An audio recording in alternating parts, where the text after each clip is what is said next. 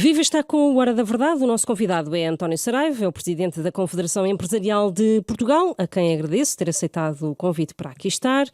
Vamos começar pela pergunta de €1 milhão. Será possível, António Saraiva, ter um acordo de rendimentos antes mesmo da entrega da proposta de Orçamento do Estado no Parlamento, ou isso é impensável para já?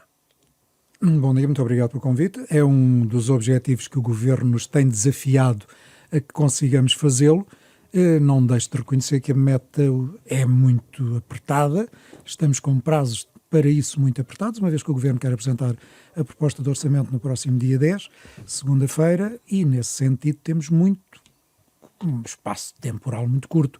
Mas enfim, existindo boa vontade de todas as partes, e de todas as partes inclui o próprio Governo, para além das duas centrais sindicais, tudo é possível.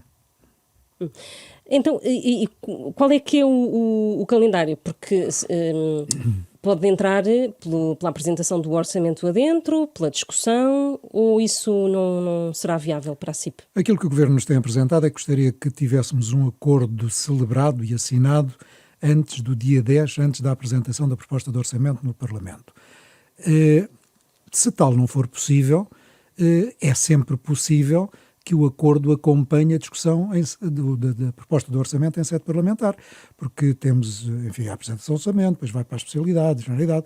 Há aqui todo um conjunto, há aqui todo um tempo que pode ser percorrido em paralelo. O fundamental, digo, é termos estabilidade política, e por isso tudo indica, até pela maioria parlamentar que hoje o Parlamento tem, que o orçamento seja aprovado, e termos igualmente estabilidade social com um acordo de médio prazo que, em cima de toda esta imprevisibilidade que as atividades económicas hoje registram, tenhamos, através desse acordo, alguma estabilidade e alguma melhoria dos fatores de competitividade, para que assim também possamos melhorar a política salarial.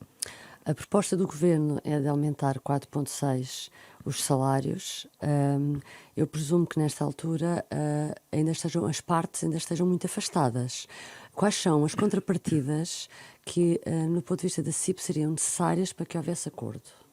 Permita-me uma pequena correção. Aquilo que o Governo apresenta é 4,8 de aumento salarial, na perspectiva que nos apresenta de Portugal convergir com a média da União Europeia, o que não é correto. Nós já demonstramos ao Governo que desde 2020 que estamos a convergir já com a média da União Europeia, no peso das remunerações no PIB, mas, enfim, não vamos aqui discutir essa variável. Já estamos na média da União Europeia, mas este esforço a que o Governo quer obrigar a economia de 4,8% ao ano durante os próximos 4 anos implica um aumento da massa salarial de €1.000 milhões por ano, por isso estamos a falar nos 4 anos em €4.000 milhões. Esse é o esforço que é pedido às empresas e, obviamente, têm que existir contrapartidas para este enorme esforço. E essas contrapartidas não podem ser, como até agora foi apresentado, meras previsibilidades, de ter um texto muito vago. Aquilo que nós solicitamos na melhoria dos fatores de competitividade são redução e previsibilidade da carga fiscal, e quando digo redução da carga fiscal, falo por uma questão de coerência na redução da taxa nominal de IRC, dos 21 para os 19, que inicialmente começámos com uma discussão dessa baixa ser transversal, depois, pelos episódios que todos conhecemos, o Governo abandonou essa ideia, e hoje o que nos está a apresentar nas discussões bilaterais que estamos a desenvolver com o Governo, nós parceiros sociais, é que o IRC venha a baixar com diferenciação positiva para determinadas empresas que cumpram alguns critérios, a saber, evolução das tabelas salariais na contratação coletiva, achatamento das remunerações em públicos masculinos e femininos, enfim, haver aí uma maior harmonia na distribuição salarial, enfim, determinadas práticas das empresas levar a reduções do IRC. Mas o IRC não é a bala de prata, como eu tenho referido. Mas essa proposta do Governo é fechada? Não, estamos ainda num texto aberto, ainda estamos a caminhar no sentido de se obter o tal texto de acordo em sede de concertação, mas isto resulta nas reuniões bilaterais que os parceiros e o Governo vêm desenvolvendo para atingir esse mesmo texto. Aquilo que lhe estou a perguntar é se a proposta do Governo é de tal maneira fechada que a posição da Confederação de reduzir a taxa dos 21% para os 19% está completamente afastada. Sim. Sim, porque como eu ia explicar, a questão do IRC, da redução do IRC, não é a bala de prata na redução da carga fiscal. É uma das variáveis, mas não é a única variável, porque nem todas as empresas, infelizmente, geram lucros, nem todas as empresas pagam IRC, e por isso o IRC é apenas uma questão de coerência que se cumpra, como nós desejaríamos ver cumprido a reforma do IRC, em tempos lá atrás, com outros governos, foi, como sabem, aprovada. Mas, enfim, como digo, o IRC não é a bala de prata, porque a par do IRC, o que nós pretendemos é a redução da carga fiscal. E para a redução da carga, e por redução da carga fiscal, entendemos nós a redução do IRC ou a eliminação da derrama estadual, sendo que um ponto percentual de redução do IRC é uma perda potencial de receita de 100 milhões de euros, por isso estaríamos a falar de 200 milhões se fosse 2 pontos percentuais, já a derrama são 600 milhões. Daí a dificuldade maior que o Governo tem em eliminar a derrama e conceder alguma modulação, vamos ver qual, na redução do IRC. Mas, a par do IRC, nós temos a questão das tributações autónomas, nós temos a questão dos lucros retidos e reinvestidos, temos a questão do reporte dos prejuízos fiscais, temos o financiamento às empresas e ao investimento. Por isso há aqui um conjunto de questões em termos fiscais que nós queremos, neste pacote de medidas, ver a carga fiscal reduzida nestes itens que vos referi e a previsibilidade. Previsibilidade para que não tenhamos orçamento após orçamento, alterações, invariavelmente para subir a carga, queremos ter estabilidade fiscal e redução da carga fiscal. Estas são as contrapartidas, é uma redução da carga fiscal para que sustentadamente e paralelamente possamos evoluir na massa salarial. E é para isso que estamos a tentar finalizar este acordo e por isso mesmo ele se chama Acordo de Competitividade e Rendimentos. Acha que ainda é possível haver uma redução transversal do IRC? E pergunto-lhe isso porque, pelo que julgo que é público, houve conversas técnicas entre a CIP e o Ministro da Economia nessa preparação depois da discussão política do Acordo de Rendimentos, em que isso esteve sobre a mesa. Eu recordo-me que o Dr. António Saraiva chegou a dizer que estava otimista e que podia haver boas notícias, e depois na concertação social houve 2 discursos diferentes. Onde é que acha para que lado é que vai tender? Acho que vai tender para a redução com diferenciação ou discriminação positiva, como lhe quiser chamar. Não vai haver uma redução transversal, porque no início, quando estávamos a trabalhar na possibilidade da redução transversal, o Sr. Ministro da Economia anunciou na Feira de Milão, na Feira de Calçado em Milão, como sabem, e fora de um tempo de apresentação da proposta de orçamento. Ele estragou a negociação, é isso? O Governo pretendia que esses anúncios da redução da carga fiscal fosse simultâneo com a apresentação da proposta, porque não quis, e eu tenho que concordar com a metodologia, não quis revelar antes da proposta ser apresentada ao Parlamento e aos deputados o que ela viria a conter, embora paralelamente já estivesse, porque estamos todos interessados na celebração do acordo, a trabalhar com os parceiros sociais naquilo que seria essa redução da carga fiscal, que tem que ser forçosamente plasmada na proposta de orçamento. O Sr. Ministro da Economia, com a boa vontade que o caracteriza, e na defesa, enfatizo, na defesa do interesse das empresas, anunciou previamente aquilo que já vinha sendo trabalhado e, de facto, penalizou esse objetivo. O Governo, e tanto quanto sei, no seio do Partido Socialista, a medida já não era muito bem vista unanimemente, e este anúncio extemporâneo da medida levou a que o Governo a tivesse abandonado, e hoje o que está a ser trabalhado nas reuniões bilaterais é a redução, mas de forma não transversal, só para mas quem faça aumentos incentivando salários. determinadas práticas empresariais. Isto fragilizou a posição do Ministro da Economia nestas negociações. A CIP, neste momento, privilegia conversas com o Ministro das Finanças em concertação social? Não faço essa leitura de ter enfraquecido o Sr. Ministro da Economia. O Sr. Ministro da Economia, como lhe compete, deve ser o Ministro das Empresas, deve defender o interesse das empresas e, como eu tenho defendido, é tempo da economia se sobrepor às finanças. Mas a palavra do Porque Ministro da Economia agora se calhar vale pouco, ou não? Pois, mas nós nas empresas estamos habituados, quem gera empresas está habituado às divergências entre o diretor comercial e o diretor financeiro, porque invariavelmente o diretor comercial quer mais vendas, o diretor financeiro quer suster custos.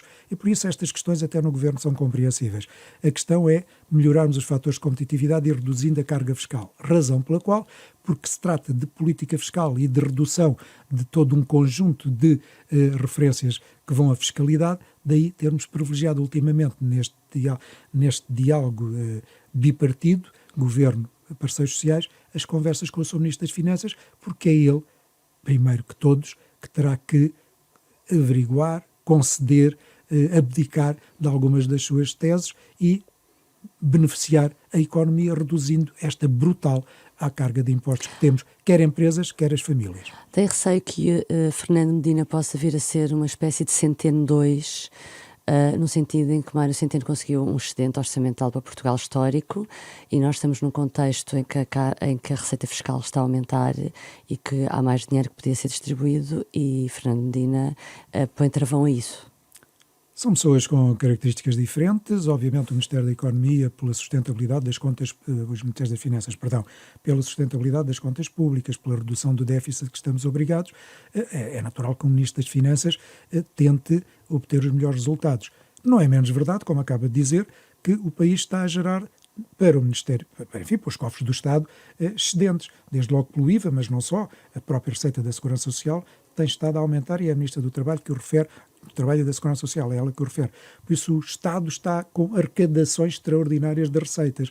Se, como se está a trabalhar, viermos a celebrar este acordo e se esta política salarial que o Governo quer plasmar neste acordo se efetivar, como já referi, a massa salarial vai aumentar 1.000 milhões de euros ano e desses 1.000 milhões de euros o Estado vai arrecadar uma parte substancial, quer pelos 23,75 que cobra às empresas, pela TSU, quer dos 11% da Segurança Social de cada trabalhador. O próprio ordenado mínimo, nestes valores que se estão a falar, à volta dos 759, 760, enfim, nesta ordem de grandeza, se for esse o valor que viermos a fechar, o Estado vai arrecadar qualquer coisa como 242 milhões de euros de receita extraordinária. Por isso, por muito objetivo de redução da despesa, de controle do déficit que este Ministro das Finanças está obrigado a fazer, atendendo a estas receitas extraordinárias, atendendo a esta receita suplementar que o aumento salarial lhe vai trazer, é razoável que conceda à economia alguma dessa extraordinária e desta suplementar receita, aliviando a carga fiscal. Do que tem visto até agora, está a ser razoável o Ministro das Finanças? Do diálogo que temos travado até agora, o Sr. Ministro das Finanças tem demonstrado razoabilidade, tem entendido as nossas preocupações da enorme carga fiscal, repito, quer as que temos nas empresas, quer as das famílias, e por isso está a construir-se uma redução da carga fiscal por uns e para outros, para as empresas e para as famílias.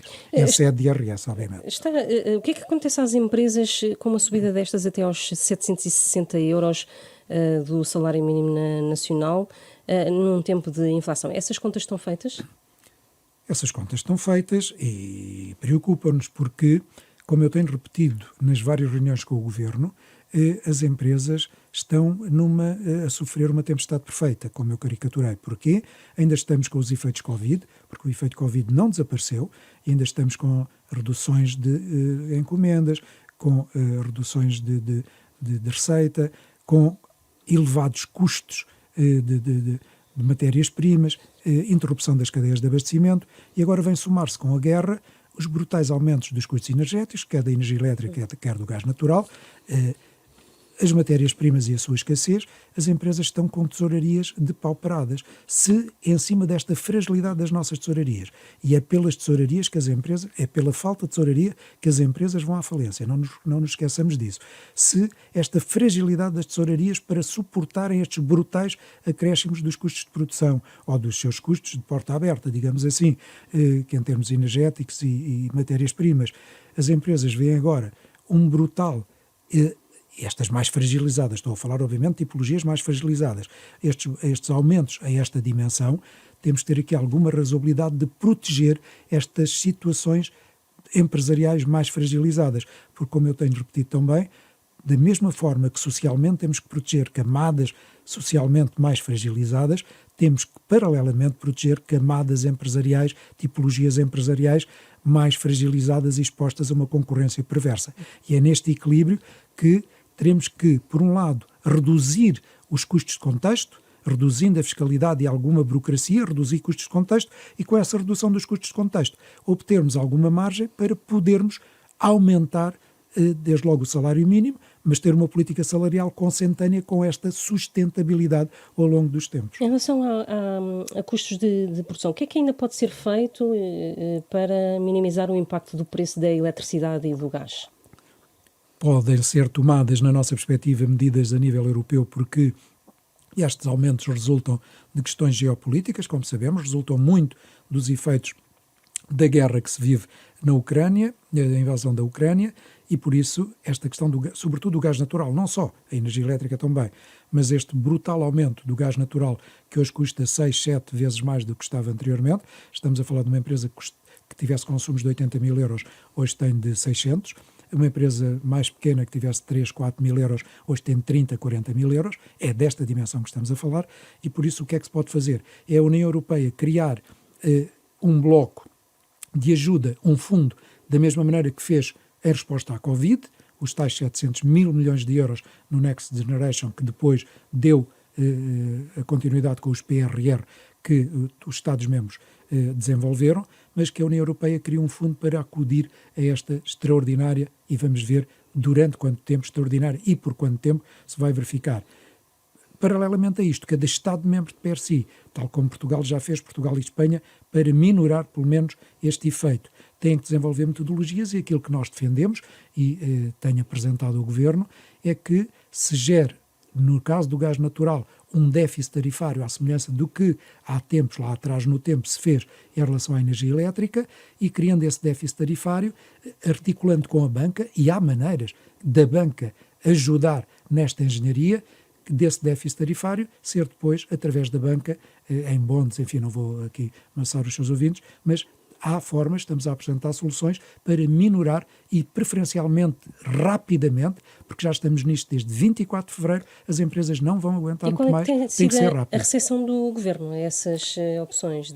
Tem sido favorável, não é um tema fácil, obviamente envolve outros Estados-membros, no caso da coesão e da solidariedade dentro da União, e ela nem sempre tem existido, porque assimetricamente alguns vão tomando medidas fora, enfim, tentando minorar o efeito da dependência que criaram em relação ao gás russo, desde logo, mas isto não é fácil, demora algum tempo, mas aquilo que se critica, e que eu próprio tenho sinalizado, é a morosidade da decisão, quer da União Europeia no seu processo decisório, em validar com os 27 Estados-membros soluções que deviam ser rápidas e têm sido lentas, quer o próprio Estado português, porque o apoio às famílias e o apoio às empresas veio agora em setembro, o apoio às famílias veio um pouco antes, mas nós estamos com esta tempestade perfeita há 2 anos com a Covid e desde fevereiro somando-se a guerra.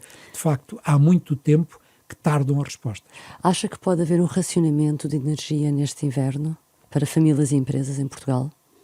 Não há uma maneira boa de dar uma má notícia, e não quero ser profeta da desgraça ou de más notícias catastrofistas, mas temos que ter alguma fé que vamos ter chuva em maior quantidade do que tivemos nestes 2 últimos anos. Estamos, como sabemos, com a maior seca dos últimos 500, se a memória não me atraiçoa, e de facto, em termos das alterações climáticas, temos aqui fenómenos para os quais temos que nos saber adaptar. A ausência de água, com a questão dos espanhóis a gerirem a seu favor o Tratado de Albufeira, que lhes permite cortar os caudais em geometria variável de conveniência. Temos aqui alguma dificuldade de gerar energia elétrica. As energias alternativas que temos desenvolvido não são suficientes para a necessidade de consumo que nós temos. Enfim, vamos ter esperança de que vai chover mais, porque se assim não for, vamos ter que tomar, nós país, vamos ter que tomar algumas medidas de criar buffers, de criar reservas, com algumas reduções inteligentes de consumo. Enfim, teremos que desenvolver metodologias para Vejo que está a ser calcular isso. cauteloso, mas que no fundo, acha que é inevitável. Estou a ser cauteloso por uma razão. Isso não se adivinha. Teremos que antecipar, teremos que estar preparados para alguma eventualidade. Agora, podemos ter sorte e ela não se verificar. Temos que ter razoabilidade e precavermos-nos para que, se alguma coisa vier a acontecer, estamos preparados. Isso sim. O plano energético do governo então não o convenceu, achou que ficou aquém do que seria preciso. Repara, um plano energético, na tempestade em que nos encontramos, com as alterações climáticas e os seus efeitos, com as crises a que vamos assistindo em termos geopolíticos, é impossível prever, é impossível ter uma razoável previsão do que nos espera. E por isso nós temos caminhado para abandonarmos os combustíveis fósseis, como sabe, uns países mais aceleradamente do que outros. Os combustíveis fósseis, mesmo que estivéssemos a obter deles todo o efeito que lhe pretendemos, forneceram-nos 40% do nosso consumo. De poupança energética, desculpe. Em termos da poupança energética, o Governo vai ter que ir corrigindo o tiro.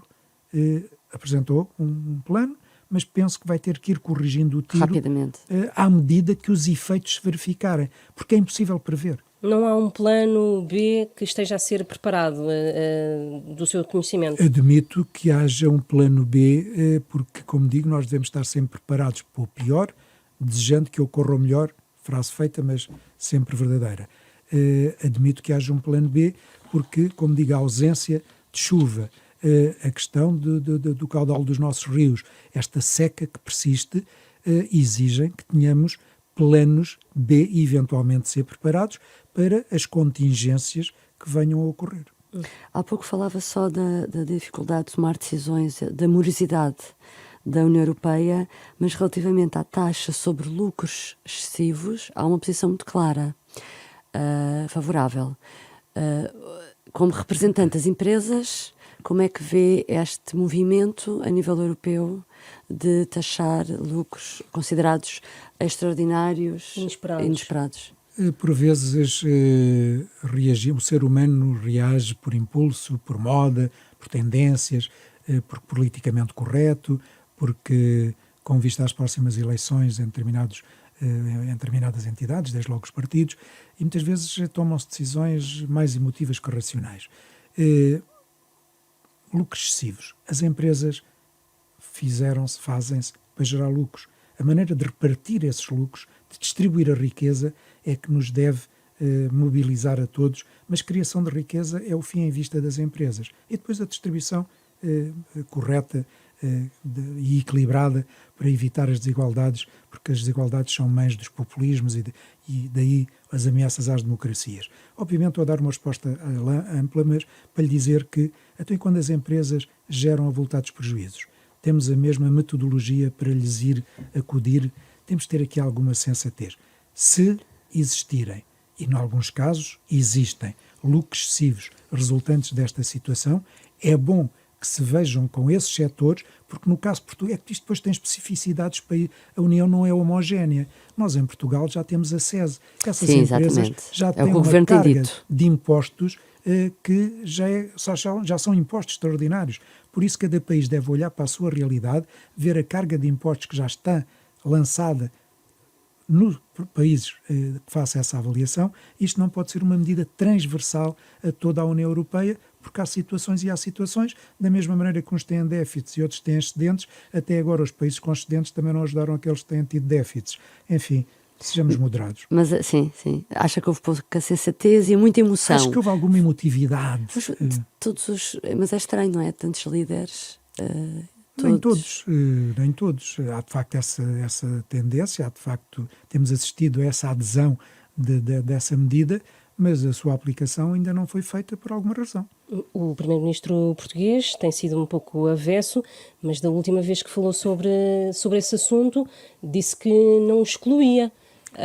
Tem visto que há algum tipo de adesão no governo a esta ideia? O Estado português, como lhe compete, como Estado-membro da União Europeia, tem que respeitar aquilo que emana e às vezes até o faz exageradamente, porque nesta ânsia de sermos bons alunos, por vezes temos pecado por excesso.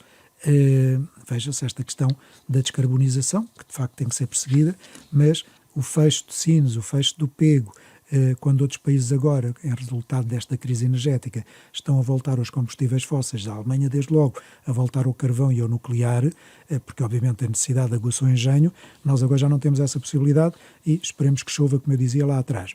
Mas enfim, às vezes até de uma forma fundamentalista seguimos as orientações de Bruxelas. Se vier uma orientação de Bruxelas, o Estado português vai ter que a cumprir, mas o Sr. Primeiro-Ministro também já disse que Portugal tem o SES, tem já o imposto sobre determinados setores. Há que olhar para a realidade dos Estados-membros e tirar as melhores conclusões. Gostava de perguntar-lhe também sobre a segurança social. Há motivos de preocupação, a seu ver, em relação ao futuro das pensões e de uma reforma da segurança social em geral?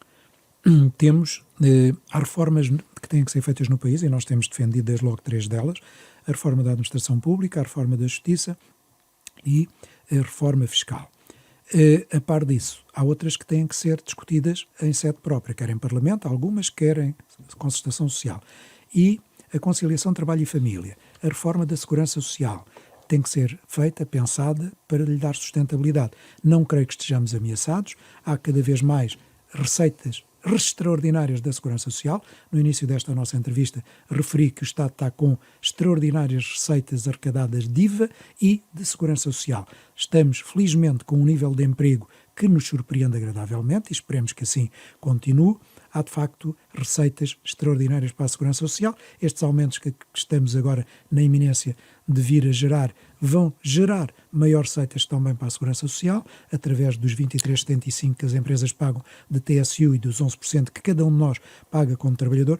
Há sustentabilidade, mas temos que prever o futuro, temos que ver que estamos a caminhar para um trabalho, a alteração no mundo do trabalho, a digitalização, a robótica. Há aqui questões que têm que ser repensadas, porque o futuro do trabalho e a arrecadação de receitas fiscais para sustentar a segurança social vão sofrer alterações, tal como o mundo do trabalho vai sofrer.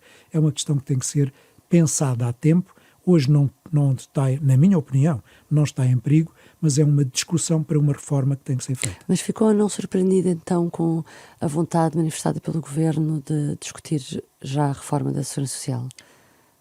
O ser humano, quando não muda por inteligência, acaba por mudar por necessidade. Por isso é bom que, enquanto o possamos fazer por inteligência e com tempo, o façamos. É favorável a esta nova fórmula, à revisão da fórmula de cálculo das pensões? Enfim, não me vou pronunciar, não tenho dados técnicos que me habilitem a pronunciar-me sobre isso e por isso prefiro não o referir. Admito é que aqueles que estão a tratar do tema tenham condições, conhecimentos que validem estas metodologias que se está a falar. Não tenho, reconheço, neste momento dados para me pronunciar. A tendência para os próximos anos é para o aumento gradual da idade da reforma? É essa tendência que vamos poder assistir? Para o ser humano, infelizmente para todos nós que cá andamos, a longevidade, a ciência, a medicina, vai-nos dando cada vez maior longevidade. Desejaria eu que com qualidade de vida, já agora. Essa longevidade tem que corresponder até por estas alterações, como disse, do mundo do trabalho. Há aqui respostas que a sociedade tem que saber encontrar, diferentes daquelas que até agora nos suportaram. É um pouco darwiniano. Temos que nos adaptar às circunstâncias. Aqueles que se adaptam são os que sobrevivem em todas as dimensões. Eu gostava de fazer uma pergunta sobre ainda as empresas e a Europa, o PRR. Tem havido notícias de que são as grandes empresas que estão a absorver os maiores fundos europeus. O Presidente da República tem falado recorrentemente sobre a necessidade de se fazer um escrutínio à aplicação dos fundos. Como é que está a ver? Está a ver com preocupação? Há sinais de preocupação? Estou a ver com preocupação a fraca execução dos fundos. Quando se diz que as grandes empresas é que estão a absorver, recordo-vos que se criaram agendas mobilizadoras que envolveram empresas, centros tecnológicos, universidades, e através dessas agendas mobilizadoras estão em marcha o acesso, O que eu critico, e temos sinalizado, é a fraca execução do PRR. Nós temos uma janela temporal muito curta e por isso temos aconselhado a que, e o governo português já fez isso, como sabe, a pedir a Bruxelas algum alargamento do prazo, porque a pandemia e agora a guerra vêm trazer variáveis diferentes ao problema, com as quais temos que contar, obviamente, incorporá-lo, e por isso é desejável que se reveja o PRR nas suas metas. Estes atrasos, estes brutais aumentos de custos de matérias-primas, materiais, tudo isso, leva a que haja aqui alguns atrasos. Não justifica tudo, mas justifica parte. É a fraca execução, mas não deixe de reconhecer que há uma comissão de acompanhamento do PRR, da qual os parceiros sociais fazem parte, além de um conjunto variado de entidades, lamentavelmente sempre mais entidades públicas que privadas, mas o PRR também vai muito mais a benefício da pública do que da privada, como sabemos e em tempos criticámos, mas enfim é o que é, vamos trabalhar com o que temos, mas o meu receio é a fraca execução do PRR. A crítica se beneficia mais uma determinada tipologia de empresas do que outras, é porque há empresas que têm processos, entraram nas agendas mobilizadoras, desenvolveram investimentos, gizaram investimentos que outras não os fizeram. Por outro lado, temos uma tipologia de empresas, não nos esqueçamos que 97% do nosso tecido empresarial são micro e pequenas empresas que não têm capacidade, métodos, e por isso o PRR deveria ter no seu desenho atendido a esta tipologia melhor do que atendeu. Mas enfim, ainda como disse, não vai a vamos chorar tempo sobre de o se Latramar. alterar alguma Desejaríamos que ainda pudéssemos introduzir algumas melhorias, mas É difícil. devo confessar que essa crítica de beneficiar mais umas do que outras, enfim, o tecido empresarial é o que é e é com esta economia que nós temos que viver. A alteração de critérios, por exemplo, será difícil de Sim, as alterações de conseguir. critérios dificilmente já, a não ser que viesse da própria União alguma alteração para essa Os possibilidade. outros países também não estão com essas dificuldades como nós estamos na aplicação de fundos?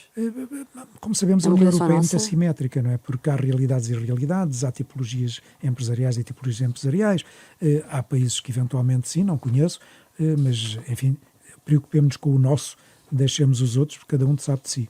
Só mais uma coisa, há outra dificuldade para as empresas que tem a ver com a subida de juros e o acesso ao crédito. Isso já é uma dificuldade. Que forma é que se está a sentir e o que é que acha que pode ser feito?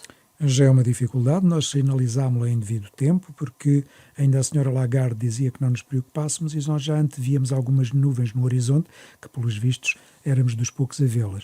Obviamente que esta inflação leva a pressão nos juros e esta alteração dos juros e mais aquela alteração que virá e que já está pré-anunciada que o BCE, tal como o FED, os Estados Unidos também têm vindo a fazer, leva a uma pressão porque famílias, empresas, países endividados, qualquer alteração de juros vem prejudicar a capacidade de honrar os compromissos. Já se está a verificar, porque algumas alterações das taxas de juros já está a levar que as empresas, para honrarem os seus compromissos de empréstimos contraídos, já estão a sofrer essas alterações e à medida que os juros vão aumentando e eles vão ainda aumentar, maior será essa pressão e maior será essa dificuldade. A somar à tempestade perfeita que vos referi, aumento das matérias-primas, aumento de custos energéticos e aumento de juros. Não nos falta mais nada. Vamos passar para um outro tema, que é o novo aeroporto de Lisboa. Há localizações para todos os gostos. Para a CIP há alguma em particular que agrade mais ou é indiferente? Não, como sabem, a CIP lá atrás, ainda ao tempo do engenheiro Francisco Vanzeler, que presidia na altura, que foi o meu antecessor, e já estava eu como vice-presidente na CIP, que a CIP participou numa localização que, como sabem, é Alcochete. Mas, enfim, as avaliações, as dificuldades, os estudos ambientais... Curiosamente, o único partido que defende ainda é o PCP.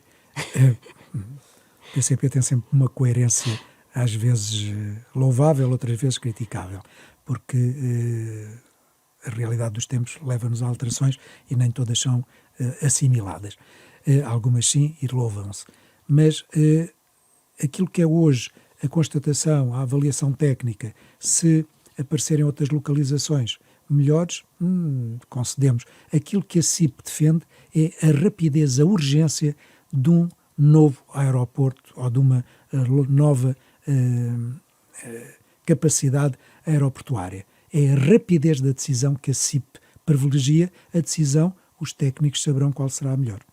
Tendo em conta que há uma nova localização a ser estudada e que foram os privados que trouxeram essa localização de Santarém, como é que a CIP encara esta nova localização, esta hipótese? Como lhe digo, é mais uma a juntar a outras, porque neste momento temos Alcochete, temos outros que defendem a Alverca como a melhor e mais barata solução, temos agora esta nova solução de Santarém com capitais unicamente privados, Avanci, enfim, pelo aquilo que foi o acordo das estruturas aeroportuárias do país e o acordo de concessão, terá uma palavra também a dizer.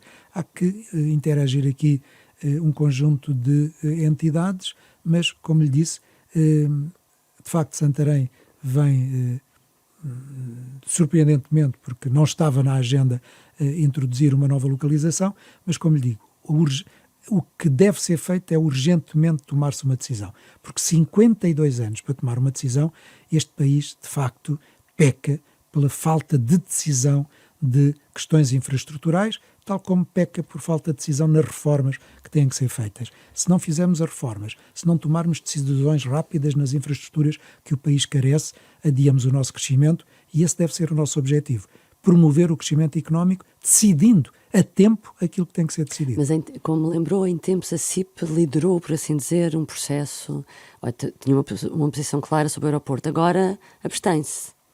Não toma partido de nenhuma solução. Na altura, os estudos que fizemos, aquilo que estava em cima da mesa, levou a que os técnicos que participaram nesse estudo definissem aquela localização. Mas, entretanto, por N razões, por N alterações de vária natureza, se nos demonstrarem que há outras localizações melhores, porque não estamos, o facto daquela ter sido patrocinada por nós, não estamos ali agarrados a que aquela é a melhor. Se nos demonstrarem que há outras melhores e mais baratas para todos nós, que não tenhamos que pagar estudos e mais estudos com os nossos impostos, o que eu digo e repito é: decida-se rapidamente. Gostou de que o PS e PSD se tenham entendido para uma metodologia para o aeroporto? Gostava que houvesse mais entendimentos entre PS e PSD, nomeadamente, há pouco referiu no IRC que houve no passado um entendimento. Gostava que essas matérias também fossem alvo de discussão, como foi o aeroporto, entre PS e PSD? Gostaria, na minha dupla qualidade de cidadão e com esta inquietude cívica que me caracteriza, acho que é quase uma obrigação dos partidos com assento na Assembleia da República, porque se lá tem assento é porque o povo português, na geometria variável dos votos que lhes concedeu, lhe deram esse direito. Acho que as grandes infraestruturas, os grandes objetivos do país deveriam merecer um amplo consenso em sede de Parlamento. E os impostos? No mínimo, nos dois maiores partidos. Enquanto dirigente empresarial, estabilidade, funcionalidade, a promoção das reformas, gerar crescimento económico, que ao fim e ao cabo o que resulta de tudo isso, é aquilo que mais nós desejamos. Por isso, quer enquanto cidadão, quer enquanto dirigente empresarial, sim, fiquei contente com esse anunciado acordo. Pena é que esse acordo não seja mais amplo e mais frequente. E que se estendesse a matérias fiscais. E que se estendesse a matérias fiscais, que se estendesse a tudo aquilo que o país precisa para a sua transformação. Porque tão importante quanto recuperarmos a economia é transformarmos a nossa economia, é transformarmos o modelo económico que temos, é termos um país com produtos com valor acrescentado, com inovação, procurando novos mercados, dando capacidade às nossas empresas para desenvolver essas metodologias para podermos crescer. E isso é uma responsabilidade de todos nós e, maior ainda, daqueles que têm as responsabilidades, sejam elas políticas ou nas associações empresariais ou sindicais. Já agora, qual é o balanço que faz destes 6 meses de maioria absoluta? Porque há pouco falava da dificuldade, às vezes, de tomar decisões. Nós, há muito tempo que não tínhamos um governo de maioria absoluta, ou seja, tem mais condições de estabilidade. Qual é a avaliação que faz? É uma avaliação, apesar de tudo, positiva, mas gostaria, enquanto cidadão, uma vez mais, de que alguns dos episódios a que já assistimos não se tivessem verificado, porque aquilo que se começa a pressentir ao fim de 6 meses, e é um espaço muito curto, é alguma desarticulação no seio do governo, porque vem um ministro e transmite uma opinião, vem depois outro ministro e a opinião já não é coincidente, vem um ministro e anuncia uma decisão que o Sr. Primeiro-Ministro depois não corrobora. Enfim, esta impressão, esta percepção que vamos tendo de alguma falta de coesão, de objetividade, de facto, preferia que ela não estivesse instalado. Estamos num tempo muito desafiante. Hoje, ser governante, quer de um governo, quer de uma entidade empresarial ou sindical, estar hoje à frente, ter hoje responsabilidade de tomar decisões, não é fácil num tempo em que é tudo muito rápido, em que é tudo, de repente, fenómenos disruptivos. De facto, governar, independentemente de que governação se trate, hoje não é nada fácil. Mas também por isso deveríamos ter mais solidez, mais coesão, porque eu costumo dizer que quanto maior o problema, mais calma devemos ter para o enfrentar.